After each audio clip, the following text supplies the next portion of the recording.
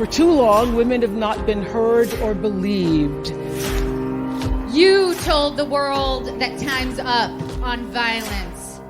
1 out of every 5 women will be sexually assaulted and raped before she reaches the age of 18.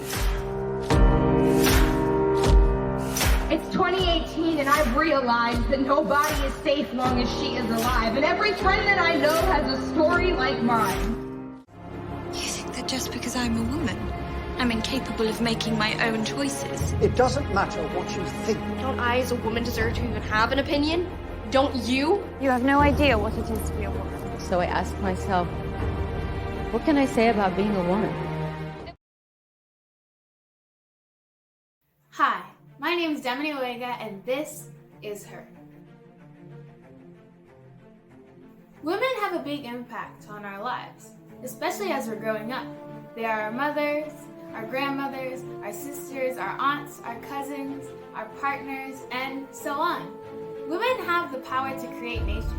They help shape the world, our societies, and our communities. Women are amazing. They are innovators, trailblazers, creators, dreamers. In this series, Her, I will interview a dozen amazing and phenomenal women from different backgrounds. Are you ready to meet her? Let's go! Who is Jan Sheppard? Who is Jan Sheppard? Oh, that's right. That's an interesting question. Well, I think Jan Sheppard is someone who has tried for some time to make the world a better place. I'm, I think, a fairly strong woman. I'm a mother, I'm a daughter, I'm a sister, I'm a wife, I'm a grandmother. So I have multiple roles. And I have been a worker, a professional, I think an activist. And I continue maybe with some of that service orientation, even though I'm now retired. Mm-hmm.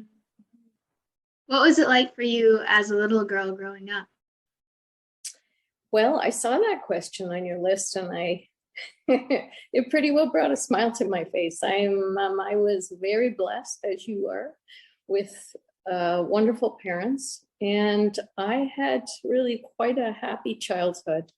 I have 5 sisters, and the 6 of us are very close in age. So throughout our lives, we've had a lot of fun together, and that certainly started when I was a child. So it was also a time, maybe a little simpler time. So it was a time when kids had lots of freedom. There were lots of kids around the neighborhood, and we'd just go out and play and come back in when the street lights came on, and I really enjoyed that. So growing up was fun. That's awesome to hear. What are some defining moments in a girl's life, and what was yours when you were growing up?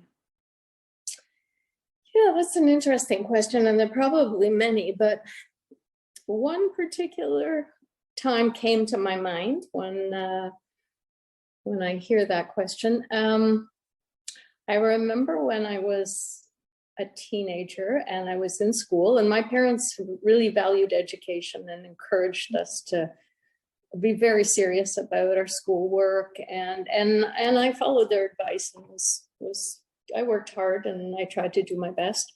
But there was one particular chemistry exam which really just did a number on me, and I really messed up on that exam. And I remember going to my father and saying, being just really distressed that I had done so poorly on this test. I wasn't used to doing poorly.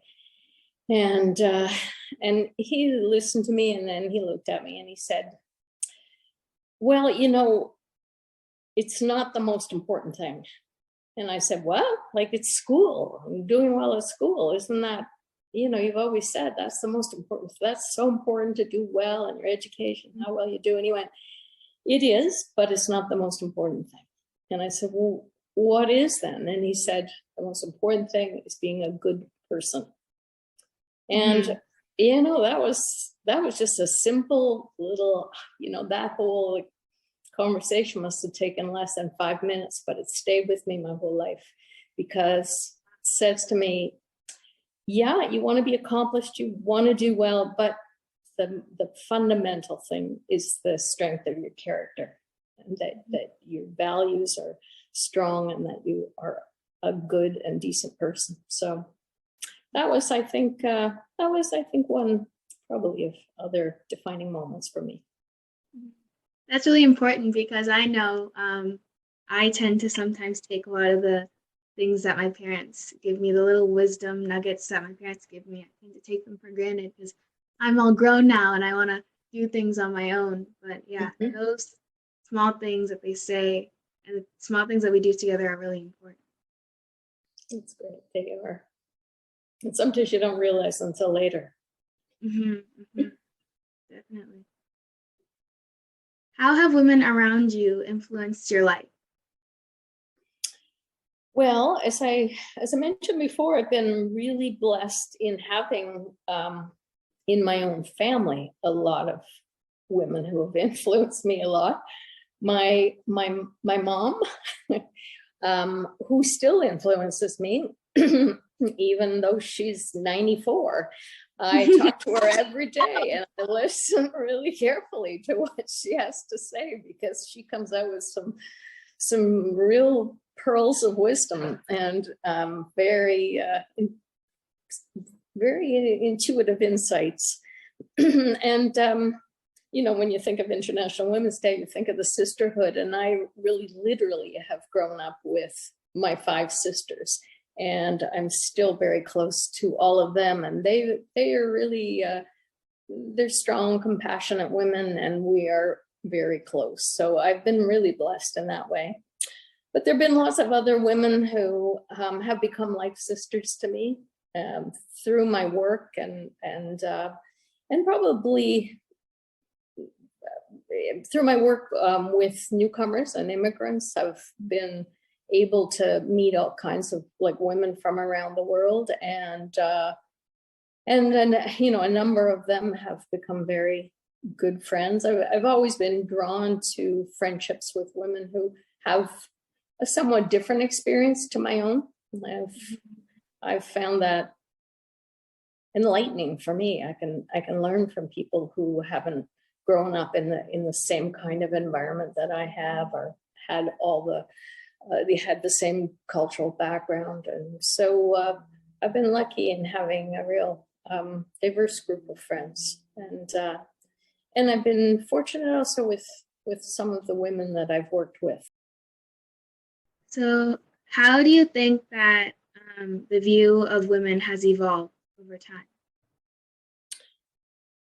Well, I was thinking about the word evolved, and I was thinking that really the world's view of women has changed quite dramatically, even in my own lifetime. And I'm 69, so it's been quite a long time, but still in the course of history, it hasn't been that long. But women have, it isn't that it's just evolved sort of naturally and painlessly. There's been a huge amount of struggle, of organizing, of really working for equal rights and equality, and being able to be accepted as full valued members of society. So, in fact, I started thinking back on what kind of changes have happened. And certainly there was, even when I was born, which was sort of around the middle of the last century, there had been a lot of work by a lot of women, particularly in relation to women getting the vote, which seems, ridiculous at this point. But that took a lot of work, a huge, huge, huge amount of effort for some really significant women in Canada and around the world to work for women to get that basic right to participate in a democratic system and to be able to vote and to be able to stand for office. So that had mostly happened by the time I was born, but there were, over the course of my lifetime, there have been huge strides and a lot of women who have been groundbreakers, trailblazers, the first to do all kinds of things. And so I think we mostly today realize that women are just as capable, if not more, of men, and have the same rights to be involved and have a huge amount to contribute. So I think it has changed quite dramatically, but I don't think it's something we can ever take for granted. I think we always have to be vigilant and protect those rights, and we know that in other parts of the world, women are still struggling for basic rights, the right to drive a car and travel freely. And so there's certainly the evolution, if you want to think of it that way, or the continuation of the struggle for full equality continues today. Definitely. What do you believe can be done to address gender stereotypes? Well, I think it starts mostly when with children, because it's not only stereotypes that people hold, it's also how people see themselves and how children see themselves. So I guess the two, one comment is that there are two industries I see now that I think perpetuate some stereotypes, and I'd like to see them take more, be more proactive in breaking down some of those. And I think one of them is the toy industry. And when you go into the toy section in a store, you see like the pink aisle and the blue aisle, and you see the one aisle with all kinds of guns and cars and whatever, and the other one with dolls. And so it would be nice to see those blended, and that would be good for little boys as well as little girls. That's where it has to start, and I think we've made some progress in that regard, but that's what I think. And the other industry, though, that troubles me, and it's not like I'm really that involved, to be honest, but is some of the music industry and some of the music videos that I see. I really see them sort of perpetuating that kind of the male singer in the middle, and then he's surrounded by all kinds of young women who are kind of dancing in adoration and wearing really uncomfortable clothes. So I think that's one industry that could do better in terms of addressing gender stereotypes. Definitely. They have to change the way they tell girls to view themselves too. Mm-hmm. Mm-hmm. Yes. What do you think is important to celebrate during International Women's Day?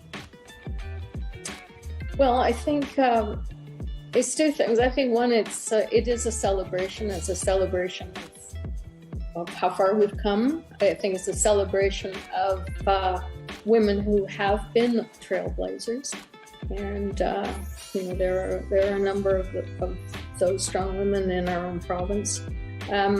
So it's a celebration, and it's also a day to remember that we do need to keep focused on it, on women's rights, and not to get too complacent. That we do have to just like protecting democracy, we have to make sure that we protect gender equality. So I think it's important to celebrate International Women's Day. I've been quite involved over the years.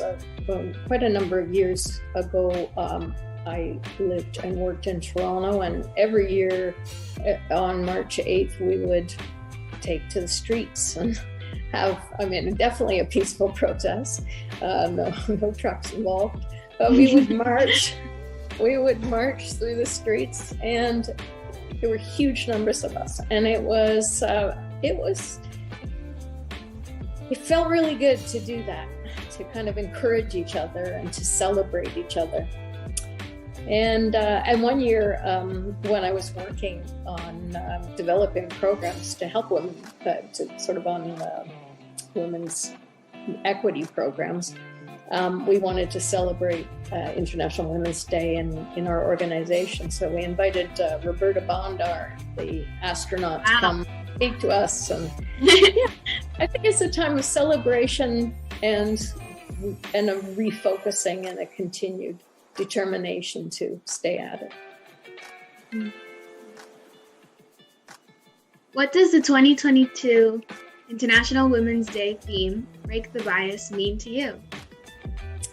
Yeah, I think I'd agree with that, and to really let go of expectations that are tied to gender, and encourage and support women and men, little girls, boys, to live their lives in a way that suits them, and not because there's some prescribed pathway that they must follow it because they happen to be one gender, but that they can decide for themselves how they want to organize their life and what they want to pursue. So I think, I guess breaking the bias against expectation and restriction, and opening up opportunities and for everyone really to live the way they choose. How do you think we can include more racialized women in leadership? Well, I think role models have always been really important, because, for example, when I was a kid, if you even turned on the television, you wouldn't see women of color or white women, any women, reading the news. There were very few women in politics. If you don't see yourself and you don't see others who look like you and who are like you in certain roles, and it doesn't even occur to you that you can do it. Another one was when I was a kid, I loved hockey. I was a real ice hockey fan, a Canadian girl, but it never even occurred to me that I could play it, because I never saw women playing ice hockey, ever. That's something that's changed dramatically, that women in sport. So that kind of is a segue into racialized women in leadership roles.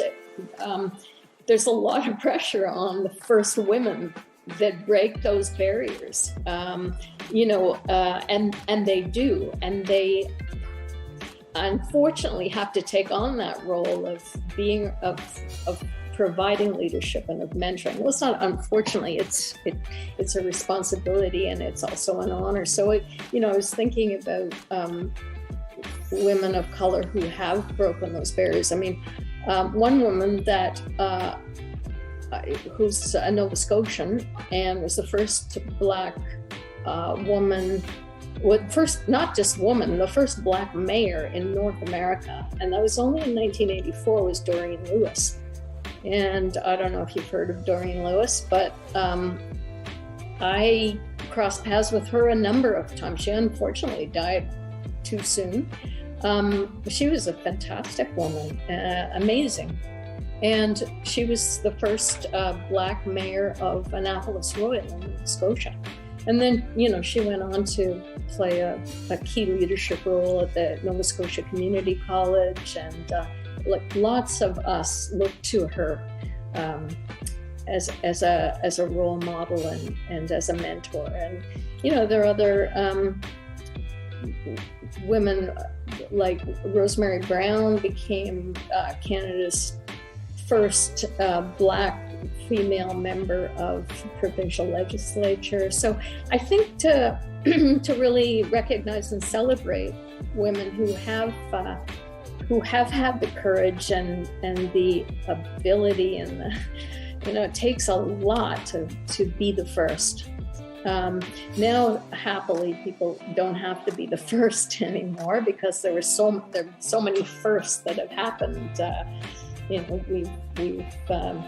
We've had Michelle Jean, who's a woman of color, who's a Governor General. We've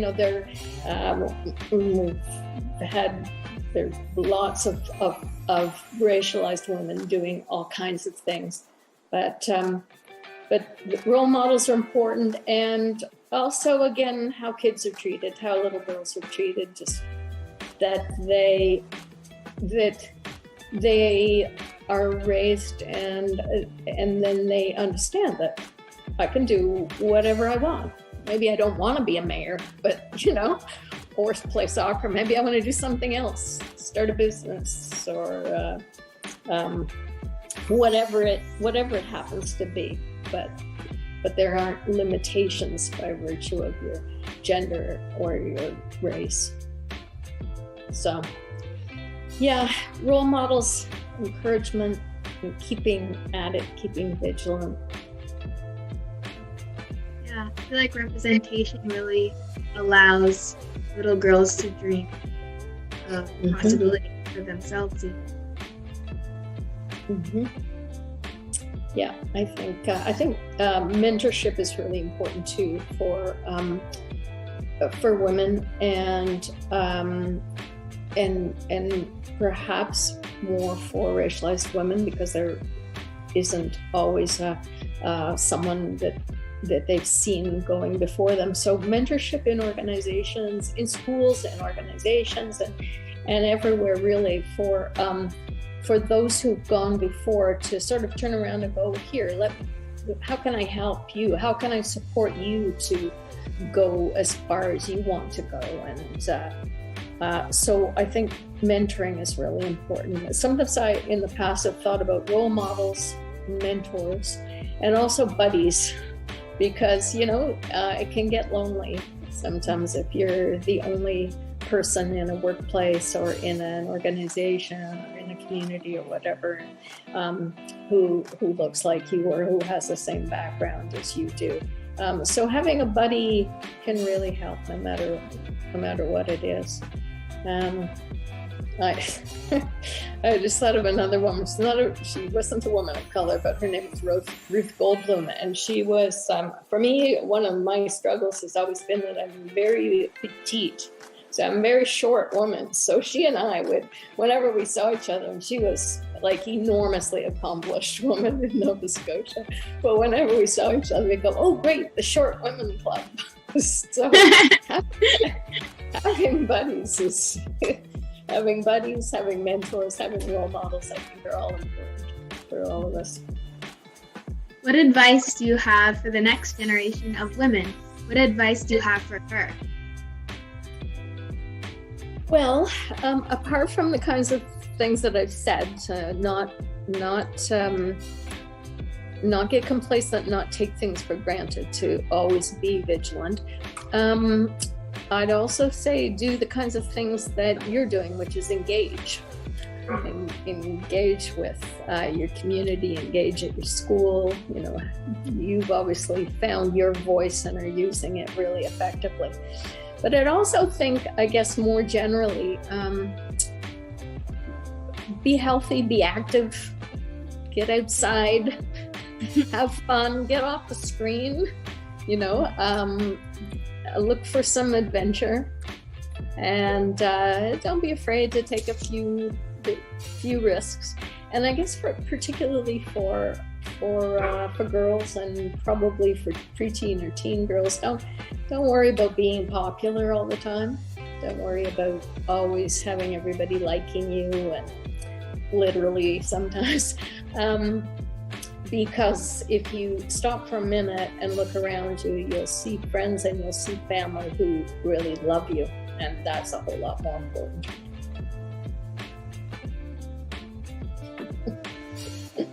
That really resonated with me because, yeah, a lot of the time during middle school, I've noticed also that middle school period and high school period, there's still that drama and everything. But that hopefully in the future, that women will be able to come to a point where they can come together and respect each other and be like have sisterhood, as you said. Yeah, absolutely. And you know what, maybe I know it's the end of closing. I was one of the women who's inspired me was an early Canadian suffrage worker. She had a lot to do with women not only getting to vote in Canada, but also getting into the Senate, which is, is something I'm interested in these days. And I just happened to come across one. I was always guided in my work by one of her quotes, which is, never retract, never explain, get the thing done and let them howl. Because I did a lot of work where I needed to have that attitude, where I didn't worry about, everybody being all happy. It was just, I'm going to do this. But I came across another quote of hers, which maybe would be a nice one to end with, and it has to do with sisterhood and the comment you just made. And she said, and this was, a long time ago, but she said this was 100 years ago. She said, women are going to form a chain, a greater sisterhood than the world has ever known. And, I think if we can keep at that, and that we really have more power than sometimes we know. Happy International Women's Day. And same to you, DAmini. Happy International Women's Day as well.